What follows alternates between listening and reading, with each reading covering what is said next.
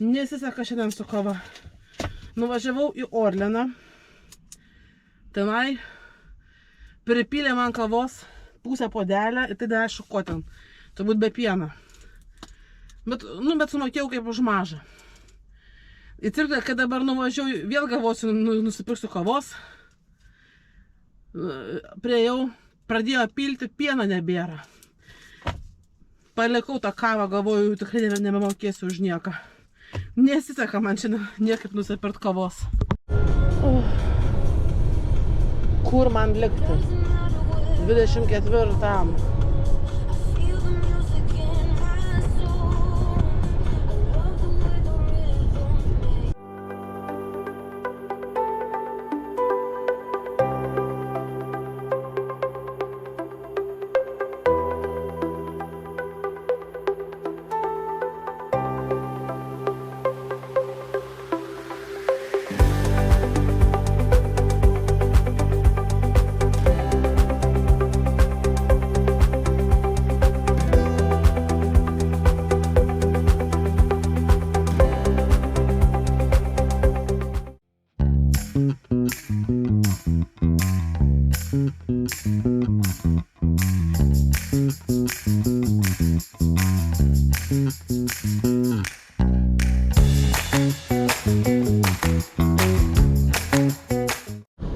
Kaip galvojate, kaip man sekasi?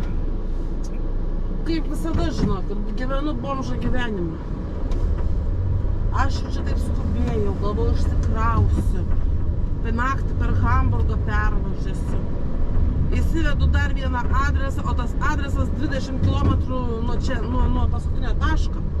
Ir čia atvažiavau, aišku, nieks nebedirba, bet čia nebuvo nei darbo laiko, nei nieko. Nu ir ką? Ir aišku, nedirba.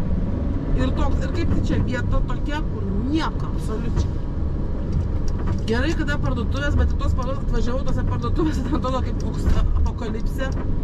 Viskas išpirkta, kaip po karo, nors parkingas tuščias. Nakvot nėra kur.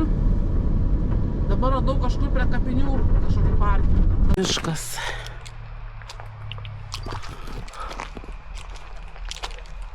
Kapai tiksliau čia. Čia kapinės. Nu, einam pažiūrėsim, kas už kapų tenai.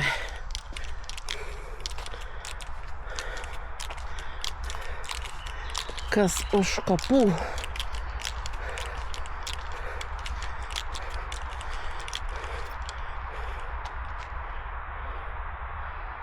Štai tai keisti kapai. Neaišku, kas čia.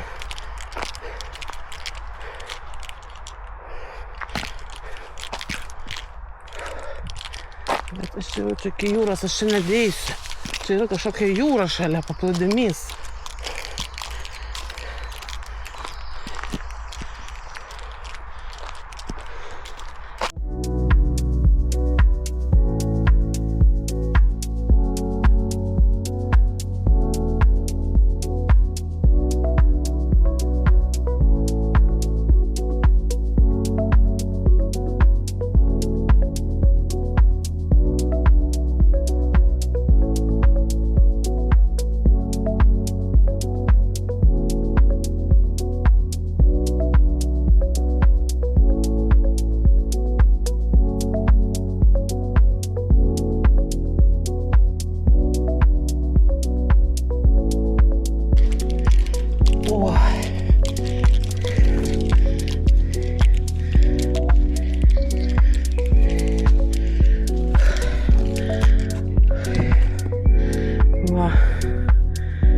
Sužymėta.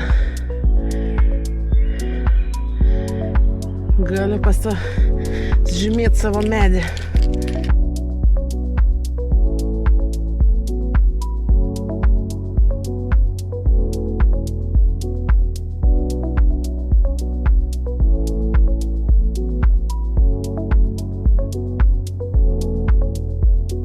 Radau kur stovėti, bet užtat radau mišką su miško kapinėm.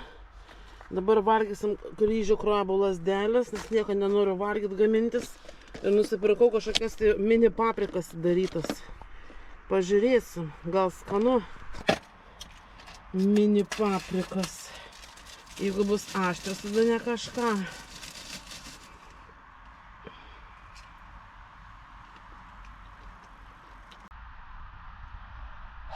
Spjaudau ugnim. Tokia liktai ir skani, jeigu nebūtų jinai aštri. Bet jinai aštri, dabar ugnim spjaudau. Bet šiaip skanus tas va įdaras, kas mėgsta aštriai, va tos paprikos visai neblogas. Atvažiavo į miško kapines ir nuvarė lapų pūsti. Nu čia tai topas. Ir lapų pūsti nuvarė į mišką. Vokiečiai. Gyvenu kaip bomžas. Antra diena. Vėl eilinio kartą atvažiavai čia viską. Oi, čia jiems labai reikia. Nu, noriu jūs tą motorą čia dabar nakties ardysit. Neardysit rytą. Nevateikia dabar. Buvo pilna parkingų. Dabar vėl likau be parkingo ir nėra aplinkų niekur. Net, sakyčiau, o čia gali nuvažiuoti kažkur tai, bet kad net aplinkų nuvažiuoti nėra kur. Net 30 km spindulių nieko nėra. Bet kas blogiausia, ten tokių parkingiukų visokių dar gali atrasti, bet visur nėra pavėsia.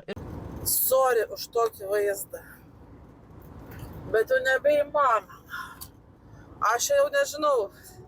Kažkur dar šepetį pamečiau. Nu, nerandu šepečių, bet nebeturiu jėgų čia ieškoti mašinai. Taip susisuku, plaukai, tai nežinau, kokie jau čia. Bet čia jau nuo prakaito, nuo visko, čia jau... Čia dušas, čia tą dušą tik tai tam kartu, čia tada turi ištisai sėdėti po vandeniu, kad kažką tai pajust. Tai va važiuojant, lauke nuo 39, taip iki 42. O jeigu taip ant saulės stovėti grinai, tai 52 laipsniai. Blogiausia, kad nėra vėjo. Va, būtų vėjas, da būtų čia nieko tokia. Bet tas to vėjo nebuvimas visą čia reikalą gadina. Blemba. Aš nežinau, aš per 8 darbo metus aš taip to nepatyriau. Čia būdavo, nu, Italijai, Prancūzijai, va tokie karščiai, ten jau baisiu, bet ten retai būdavai taip jau išsisukdavai. Bet kad Olandijai, Belgijai ir čia va vokiečiuose, ypač vokiečiuose būtų tokios temperatūros, tokios baisinės. Bet ne tai, kad būdavo, nu aišku, būdavo tų 35, bet būdavo nors vėjelis, ar kas, ar čia toks tiesiog, nu žinokit tikrai, va, kai sėdi čia viduj, atrodo, o čia gerai, atidarai duris, tai va, sumontuosiu video, tai va, grinai va toks jausmas, kad tave į laužą įmestų, tai tokia, grinai tu vaikštai visą laiką pirtyje, tai pradžiai savaitės dar buvo tokia sausa pirtis, grinai sausa pirtis. O šiandien, va, kaip penktadienį, tokia drėgna pirtis. Tai dar baisiau. Važiuoju ten, tą kavinę jau pavalgiau. Porcija. Aš nežinau, kai aš imu tą šnicelboksą išsinešimui, nu ten tikrai ne tokia porcija. Ten žymiai mažesnė porcija. Nes ten tiek bulvių sudėta, nu tikrai nesudėtų tą dėžutę. Ten vien dėžutė ten neužsidarytų nuo tiek bulvių. O kai imi, va čia va valgysiu. Atneša. Didžiausią dėžę, tavo, nu, lėkštę atneša. Ten aš nežinau, net man čia, šiaip man būtų, nieko ten tokia porcija, bet vis tiek net man jau, man baisu žiūrėti tą porciją. Ten vien tų bulvių, ten vien visas skrandis bus pilnas. Tai aš ten patiškai tų bulvių beveik visas palikau ten, nes neįmanoma ten tiek suvalgyti. Dar bulvės gerai ir užkemšia skrandį iš vienos pusės, tai aš tą šnicelį suvalgiau su salotom. Ir biškai tam bulvių, nes tas bulvės neįmanoma, tada žinai karšta. Ir dar blogiau. Čia atrodo, yra kavinė, čia ateisi, nu, tipo, atsivėsinsi, ten pasėdėsi vėsiai. Ten viduj dar karščiau negu lauke. Jokio kondišino nėra, absoliučiai.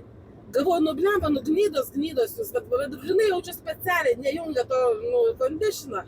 Nes stupudovai, galvoju, įjungsim kondišiną, tada, žinai, tai visi furistai, visi ateis ir sėdės, tai, žinai, ir užims vietas, kimarins. Nu, galvoju, blemba, gnydos, ar jums gaila, kad jie ten sėdės? Nei ten sėdės, nei ten ką, ten vienas kitas gal sėdės ten, žinai, nes aš ten buvau vienoj tokiai kaviniai, tai irgi ten, ir tų vietų ten beveik nebuvo, ten labai mažai.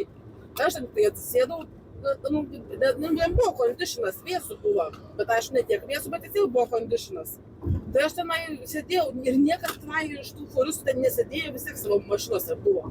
Tai ir čia jau taip jau atrodo, ar gaila, saulės baterijas pasistatyti, ten dievai žino, kiek tų kondišinų ten gali pastatyti. Ten stovi tenai, prakaitas ten žliauga, ten jau slavina daras. Laukian išėjai, laukia vėsiau negu vidui, nu tai atsiprašau, ten eini į vidų, kad atsigaivint, kad biškai atsigauna to karščio, ten dar karščiau, dar žinot, dar pavalgai, tai išvis tenai. Nu vienu žodžiu, galvoju, ir dabar aš noriu dar tokią temą pakalbėti, bet dabar aš pažiūrėjau, kai va tokie karščiai, atsiranda visokių, tokie pamatai, va, iš tikrųjų, kad vairuotojas yra šuns vietoj ir visiškai visiems yra vienodai, absoliučiai. Svarbu baudas pasiimti. Jau baudų čia taisyklių, kokių tik nori. Bet kad tam vairuotojui būtų gerai, tai ne. Kad ir dabar, pavyzdžiui, nu, ar labai dažnai būna tokios aukštos temperatūros? Nebūna dažnai tos aukštos temperatūros. Tai net jeigu yra pranešimai apie perspėjimai, apie labai, kad, nu, tokią anomalinį karštį, tai būkit žmonės, nu, panaikinkit bent tom dienom tą tachografą. Nu, panaikinkit tą tachografą. Ir visi, kurie, pavyzdžiui, važiuoja, nu, į namus ar į bazę, ar taip kažkur, tai, nu, didelę, nu, į namus ar kažkur, tai, kad nereikėtų stovėtose parkinguose. Nu, bala nematė, nu, nenumirti, neužmigs, tai neims, kad visi pradės važiuoti ir visi pradės užmigti prie to vairo. Nu, nebus taip. Jau su pusėkiais dirbame, ar labai mes čia miegame prie to vairo. Kiek jau čia mes jau miegame tenai. Tai ir čia, nuvažiuos ir nuvažiuos, bet jisai važiuos vis tiek bus jam geriau negu tenai stovėtam parkinge. Aišku, ten kai kurie ten turi tas kondišinus, viską. Nu, bet vis tiek, čia ne tas pats. Kaip ir, pavyzdžiui, su busekais, tai irgi, dabar kai bus tai tacho. Tai ten, nu gerai, tai fūrų, tai yra dideli akumuliatoriai, gal ten kondišinas, gali pastar viską. Bet tokiam busekė, tai čia numirt gali. Čiagi nieko nėra, čia ypač tokiam kaip mano, tai čia mano jau tas vienintelis akumuliatorius, jis turi jau mašina vedasi. Tai čia jau stengiu, ir to, kiek tu ilgai kūrensi tą mašiną, čia jau aš bijau ją užvesti, jinai ilgai stovi tokiam karštį, ten ventiliatoriai dirba, ten kaip traktorius, aš jau bijau, kad ten perkais variklis. Nu tai vienu žodžiu, tai ilgai irgi netaip nebus. Tai leistų važiuoti per tokį karštį. Jeigu yra kur nors, tu važiuoji ten link bazės kažkur, tai jau kažkur, kur yra didesnis atstumas, kad tą karštį visą ištverti. Nes ten tikrai didesnė karčia yra stovėti, negu važiuoti. Ir tu paskui naktį tu irgi nemiegi, paskui tu atsivėsini važiuodamas mašiną, tave pradeda imti miegas, nes tu dar nepailsėjus. Ir toks jau žinai gera, nu to vėsumą, tu knapsi toks visas. Nu vienu žodžiu, ir dar, parkingai. Irgi apie tai nieks nešneka, va dabar kai taip karšta. Parkinguose ten tikras pragaras žemėje. Nė vieno medžio, nieko, nė vienam parkinge. Jeigu ten koks medis auga, tai dažniausiai pavėsis visai nei ten, kur stovi, arba aišku, ten tų pavėsių, kokias 3 vietos, ten visai bus užimtas. Nė jokio pavėsio, ten nutum košmaras visiškas.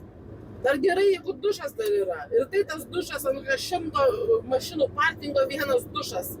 Ir tas ten vos veikiantis. Ten turėtų stovėti eilė ten valandą laiko, ten vos gyvas. Nu, vienu žodžiu. Tai gerai, dar jeigu tulikas yra, ir dirba visą naktį. Čia aš nežinau, tai šiuolaikinis technologijų amžius. Užuot kišę pinigus į tą prakeiktą karą ir vienu kitų žudimą ir visokių ten nes kažkokių taip savo ambicijų patenkinimą, gal imkite pagaliau kažką tai darykite žmonėms. Tokios technologijų amžius. Parkingai, pavyzdžiui, kaip daro tos parkingus, ten vos ne parkas, ten tokie parkingai. Visokie vingiai, ten pėdelės, kažkokie krūmeliai, savo pikčiurėms augti. Kam ten tiek tų vingių, visokių ten posūkių, dar kažkokių tik vietą sumažinai. Kad mes gėrimės ant to parkingo, mes atvažiuojame, kad pasistatyti mašiną, pamyšti, pavalgyti ir pailsėti. Tai kam ta žolėta pieva aplinkui? Tai gal geriau padarykit kvadratinius ar stačiakampius tuos parkingus didelius, kuriuose patogiai mašinas būtų pasistatyti ir daugiau sutilptų. Bet tada padarykit ir servisą normalų. Pavyzdžiui, šiuolaikiniam technologijom amžiuje idėja mano būtų.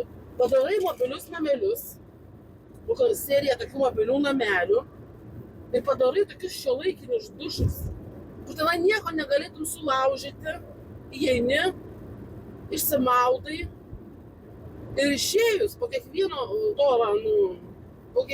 vairuotojo ar žmogaus automatiškai sistema tam per prokštumus viską išplautų. Ir vėl kitas gali ateiti. Tik įsivaizduoju, nu, čia įmanoma tai padaryti, nu kodėl negali, nu gerai, aš ir nemokamai padaryčiau, nu bet bala nematėte, kur mokamai tas būna, bet tai būtų visur. Ir visur tokie dušai būtų. Apie tualetus aš jau nekalbu, čia jau, tai būna Šveicarijoje 4 vietų parkingas. Tulikas yra 4 vietų. Čia 100 mašinų parkingė telpa, ne vieno tualeto. Nu tai atsiprašau, nu pasityčiajimas kažkoks. Tai kaip ir dabar aš miške ten kažkur ten nakvojau, tai miške ten aš naktį net sušalau, kad buvo šalta, vėsu. Nu tai ir sunku parkingė priauginti medžių. Suloje normalia, kad būtų pavėsis. Dar galų galę sakau, va, technologijų amžius, kaip galima saulės energiją įdarbinti. Tai va, kitaip karšta, nėra vėjo. Pastatei ventiliatorius didelius, pramoninius, nu tokius jau tikrinai pramoninius, nuo saulės baterijų veikiančius, ir kai jau taip karšta, pajungi tą ventiliatorių, tau pūstų vėjų, būtų vėsiau. Bet tam vandens įpilus, kad daug ir vėsinimą galima padaryti. Nu, vis tiek kažką galima sugalvoti, čia tokia idėja, mano, aišku, čia gal ir kvaila idėja, bet manau vis tiek turi, gal kažkas kažką pritaikyti galima. Rozečių kokį nors padaryti, kad patys žmonės galėtų kažkur ten pasijungti kažką, tai nereikėtų akumuliatorių naudoti. Nu, kiek čia gali, arba kas nors stendus, tokius kaip žiemą tik tai stulpai, o vasarą kas nors stendas užsideda ir būna toks kaip pavėsis nuo saulės. Italijai taip mačiau daro parkinguose, bet tenai lengviesiams, lengvom mašinom tokius stendus uždeda ir būna pavėsis. Tiek gali visko prigalvoti, nes dabar čia tikrai yra prapultis. Tik prisipyliau kuro už €109 ir pabrango iš karto 2,01 €. Pasisekė. Ne, nu, bet čia tik gerai įvėma. Technologijos. Žiūriu, kas čia krebžda. Čia robotas šienauja.